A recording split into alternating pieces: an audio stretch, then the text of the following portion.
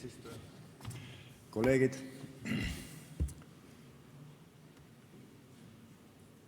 fraktsiooni esindajana,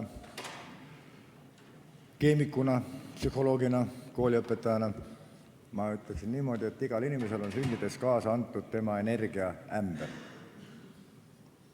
Ta sünnib, talle antakse tema power kaasa, mis peab kestma kellel 84 aastat, kellel 120 aastat, kellel 66 aastat, kellel 36.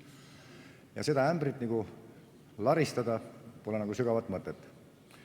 Kooliõpetajana ma tean seda, et alates 4., 3., 8. klassist on kohustuslik menüü õpilaste hulgas, kellel raha on, kas mingisugune Red Bull või mingisugune power, mingisugune strong power on alati taskus. Tähendab, kui inimene tunneb, et tal on kumm natukene tühjaks läinud ja ta enam ei viitsi nagu, siis ta paneb selle laksu omale sisse ja siis on asi nagu korras.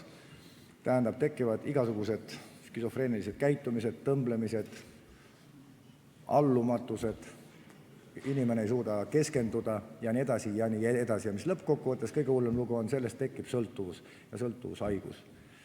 Tähendab, et inimesena, õpetajana, lapsevanemana ma ei kujuta ette, kuidas moodi lapsevanem saab lapse menüüsse kirjutada energiajoogi sisse. See on ikka päris mõtlematu tegu. Mis aastast energiajoogid keelustada? Seda ei pea keelustama, see on hoiak, ühiskondlik hoiak.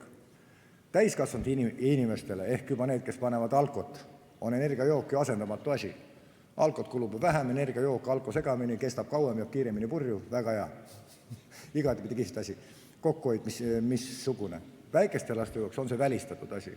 Alkohol on piirang 21 aastat, järelikult energiajoogil peaks kuskil olema seal kandis see piirang. See on meie hoiak, mihukese hoiaku me kujundame, et lapsed ei tarvita energiajooke ja tuleb täpselt samuti nagu alkoreklaami piirang, tuleb panna ka väikesed kammitsad energiajookidele ümber.